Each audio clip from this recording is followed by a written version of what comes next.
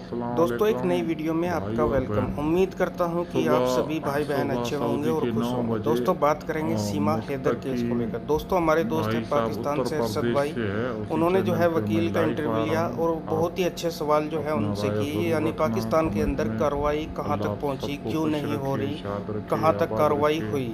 यानी बहुत दुआओं अच्छे में सवाल ज़रूर पूछे याद दोस्तों। करना। यानी ये सुबह सवाल जो है कुछ सऊदी दिन का पहले भी पूछने टाइम थे, 9 बजे लेकिन चलो उन्होंने आज मुस्तकीम पूछे।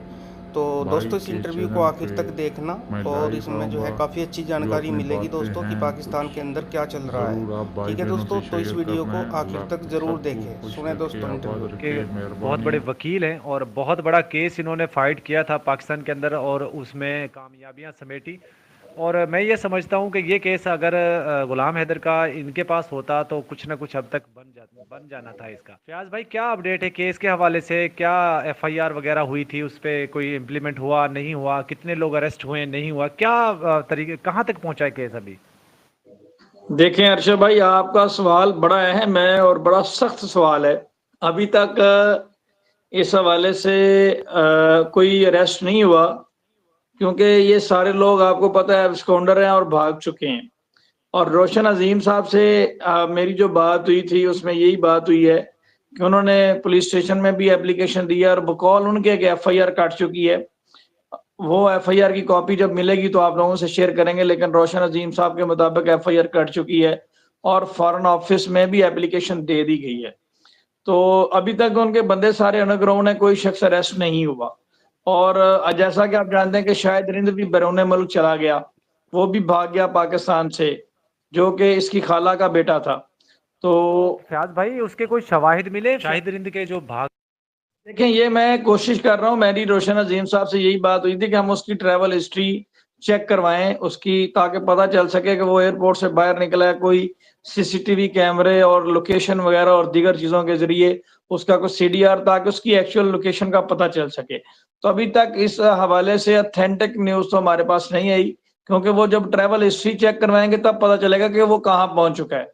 लेकिन बज़ाहिर पुलिस की जानिब से ये कहा जा रहा है कि वो यहाँ पे नहीं है, क्यों कराची में नहीं है, कोट बंगला नहीं है, खैरपुर में भी नहीं है। जी। अच्छा मुझे ये बताएं फयाज भाई, इतना बड़ा हमसे लोग सवालात पूछते हैं, अपडेट बताएं और अपडेट हम किसको बताएं, किससे पूछकर बताएं? आपको भी पता होगा पिछले कोई महीने भर से जो है हमारा राब्ता नहीं है रोशन अली अजीम साहब से, ना वो लाइन पे आते हैं। तो हमें अपडेट, लोग हमसे सवालात पूछते हैं हमारे व्यूवर्स जो हैं, तो हम उनको क्या अपडेट करें, किससे रब्ता करें? आपके पास से फ़ोन करते हैं तो आप हमें अपडेट कर देते हैं, लेकिन बेसिकली वो जो रोशन भाई उनको हमें अपडेट करना चाहिए। मुझे ये बताइएगा, जिस बंदे के ऊपर केस होता है वो बंदा ऐसे छुपता तो नहीं है जिस तरह आप कह रहे हैं कि रोशन अली अजीम साहब कह रहे हैं कि वो लोग उनके जो रिश्तेदार हैं वो छुप गए, तो वो केस फाइट कर सकते हैं, उनको छुपने की क्या ज़रूरत है? जी, यही यही चीज जो है वो समय से बालातर है, वो कंटेस्ट कर सकते हैं मुकदमे में, लेकिन मेरे ख्याल में अरशद भाई वो गुनहगार है और इसलिए शायद वो अपने आप को बचाने के लिए, या उनका पहले से एजेंडा हो बैरून मुल्क कोई भागने का या कुछ ऐसा मामला है। लेकिन ये तो जैसे इन्वेस्टिगेशन आगे बढ़ेगी, चीजें आगे बढ़ेंगी। रही बात राब्ते की, तो ये रोशन अजीब साहब से मैंने भी रिक्वेस्ट की है और उनका ये कहना है कि वो काफी मसरूफ होते हैं, सुप्रीम कोर्ट वगैरह में इधर उधर मामला होते हैं। लेकिन मैं फिर भी उनसे रिक्वेस्ट करूंगा कि वो आपके पैनल को और दीगर जितने भी हमारे भाई हैं उनके पैनल को ज्वाइन करें और उनको अपडेट रखें इस केस के हवाले से, क्योंकि बहुत सारे फयाज लोग उनको भाई सुनना चाहते हैं, आपके प्लेटफॉर्म से भी बिल्कुल, सुनना चाहते हैं। जी। जी। जी। बिल्कुल आप सही कह रहे हैं, बहुत लोग हमसे सवालात पूछते हैं, लेकिन देखिए मैं एक बात कहता हूँ, आप मसरूफ़ होंगे, बिल्कुल आप मसरूफ़ हैं, आप सुप्रीम कोर्ट के वकील हैं, बहुत ज़्यादा मसरूफ़ होंगे। लेकिन ये भी तो है ना, उन देखें उनके चैनल्स के ऊपर जो उन्होंने चैनल बनाया उसके ऊपर 4-4 5-5 वीडियोस आती हैं, उनके लिए फिर वो टाइम कैसे निकाल पाते हैं? अगर उनके पास टाइम नहीं होता, वो बहुत ज़्यादा मसरूफ़ रहते हैं, तो उनके लिए टाइम फिर कैसे निकालते हैं? देखें, ये तो उन्हें मैनेज करना पड़ेगा और मेरी भी उनसे रिक्वेस्ट थी कि आप मुख्तलिफ यूट्यूबर्स को और जितने भी हमारे भाई इस केस को उठाए हुए हैं, इस केस के साथ जुड़े हुए हैं, उनके साथ कोऑपरेशन रखें। और क्योंकि हर कोई उन्हें सुनना चाहता है, तो मैं एक बार फिर भी रिक्वेस्ट करूंगा कि वो ज़रूर टाइम दें दोस्तों को, चाहे थोड़ा-थोड़ा दे दें, 5-5, 10-10 मिनट दे दें, लेकिन टाइम फिक्स कर लें या दिन बना लें, किसी तरीके से इस चीज़ को मैनेज करें। जी। तो यूट्यूबर बन गए हैं वो, अब वकालत कम करेंगे, यूट्यूब ज़्यादा बनेंगे, तो हम उनको क्या जवाब दें? आपका सवाल ठीक है अर्शद भाई, लेकिन इसमें एक चीज़ है एक चीज आप देखें कि जहां तक मेरी उनसे बात हुई है तो उनका यही बार बार कहना है कि केसेस के रश वगैरह की वजह से वो दोस्तों को टाइम नहीं दे पाते, और जो थोड़ा बहुत टाइम होता है वो अपने चैनल पे अपडेट देने में उनका गुजर जाता है, या कुछ ऐसी मसरूफियत।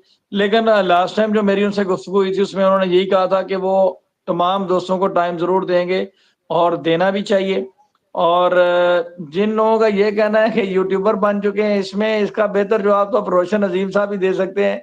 इस मैटर में मैं क्या कह सकता हूँ, बल्कि ये सारे सवालों का जवाब रोशन अजीम साहब को देना चाहिए, और मैं उनसे रिक्वेस्ट भी करूंगा कि वो इस चीज का खुद जवाब दें। जी फयाज भाई देखें, मैं ये बात अपने पास कह रहा, अगर कहेंगे तो मैं आपको स्क्रीनशॉट भी दे दूंगा, और बहुत से व्हाट्सएप पे बाई गॉड हमें लोग कहते हैं कि यार उनसे आप बात करें कि वो इस केस की तैयारी करें, यूट्यूब पे तैयारी ना करें। मैंने कहा जी मैं आपका सवाल उनके सामने रखूंगा ज़रूर, बाकी उनका क्या जवाब आता है वो देख लेंगे। अच्छा खैर, ये तो होता रहेगा। मुझे आप ये बताइएगा, अब इस केस में कोई भी अरेस्टमेंट नहीं, किसी को भी अरेस्ट नहीं किया गया अभी तक, आप ये कह रहे हैं? जी, अभी तक किसी को अरेस्ट नहीं किया। फयाज भाई, तो आप क्या समझते हैं, इंडियन गवर्नमेंट जो है वो, या एपी सिंह जो कि इस वक्त सारे काम वो देखभाल कर रहा है सीमा हैदर की, जिसने तो अभी धमकी भी।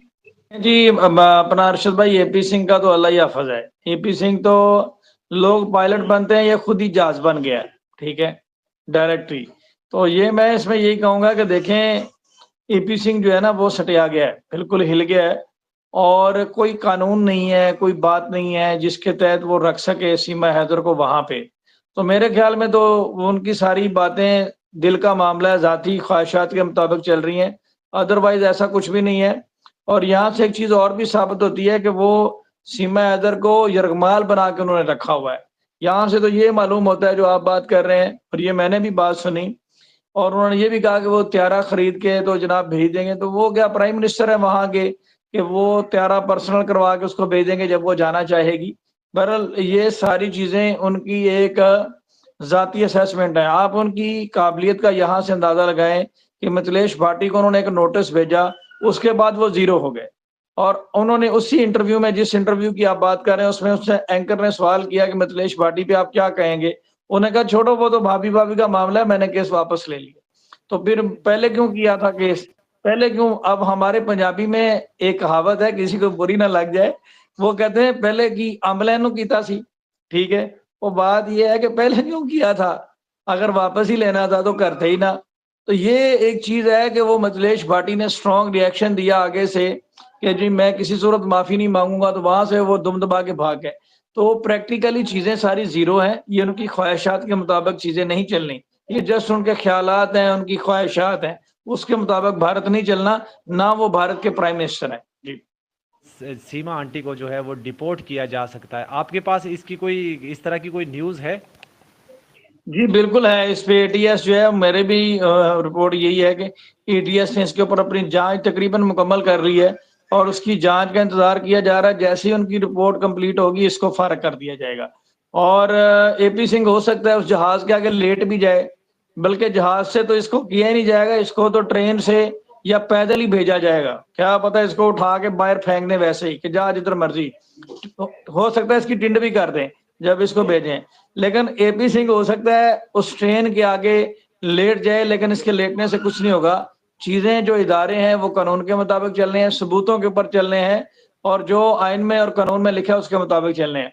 और एटीएस ने अपनी फाइंडिंग उनकी वेट कर, उनकी फाइंडिंग का इंतजार है, उसके बाद ये फारग है, और इसकी जो वापसी का टिकट है वो कट चुका है। जी